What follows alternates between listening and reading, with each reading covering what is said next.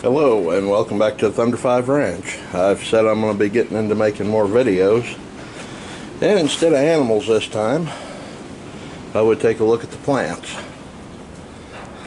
This is a new shelf I've built that will be a germination chamber of sorts next year. I don't quite have the electric how I want. I'm going to put outlets, but this is about the plants, not the electric. I've been transplanting a lot, so we're past the starting stage.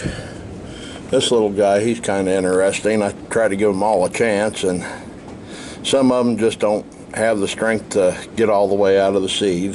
That one, he's just not going to make it out of the seed. That one isn't going to make it either. And these are the Arapaho peppers. Hybrids are they're a hot cayenne type pepper. Also do the King Arthur hybrids. They're just a real good bell pepper for dependable producer, good flavor. The gypsy peppers, I do a lot of gypsies. Here's a question I had a few weeks ago on the Facebook page. Somebody asked me about potato leaf, what the difference between a regular tomato plant and a potato leaf tomato plant is. There's really not a lot of difference. This is a potato leaf variety. Pink Brandywine's death strain to be exact. And these are Better Boy tomatoes. They both make a tomato. It's just a different leaf structure. I can't really say one's better than the other. Some of the tomatoes are really bucking along and doing good.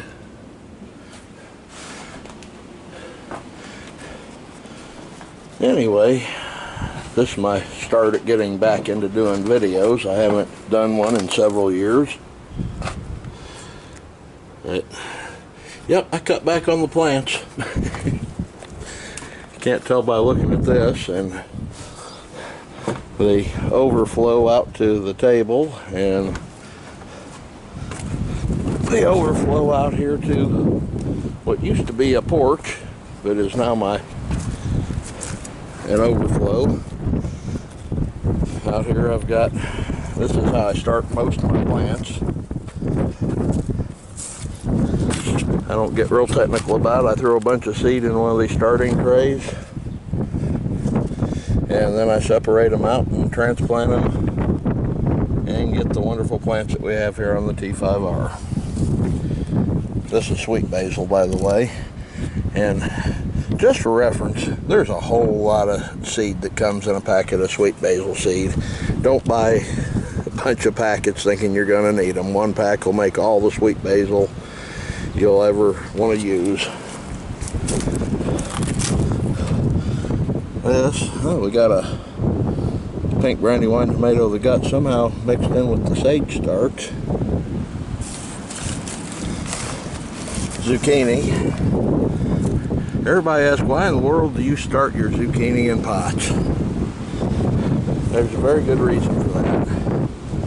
I start them in pots because they do so much better. They come out ahead of the weeds.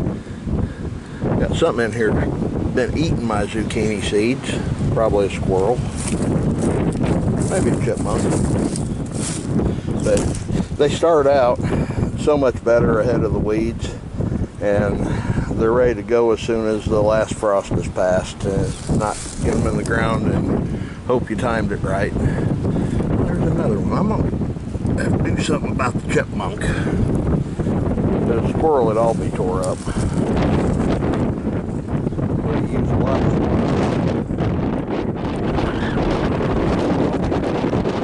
pretty much about half of them I'll sell as plants, and the other half will go into our fields, and they'll be used through the Thunder 5 Ranch chuck wagon and food service. we really do produce 90% of our ingredients and what we use in the chuck wagon. I know we live in a world where people like to talk about what they do and don't really do. That's just the nature of the beast nowadays. But you can always count on one thing here at Thunder 5 Ranch. I do what I say I do, and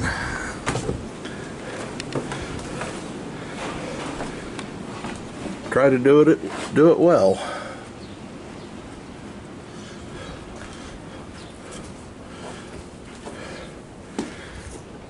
Just do one more pass over the plants in here.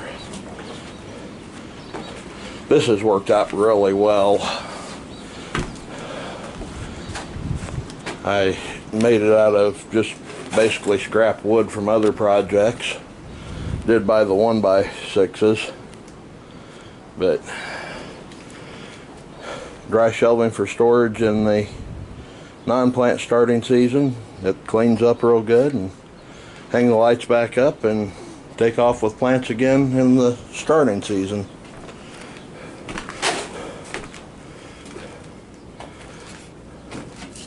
Everything I do is scrap wood and make these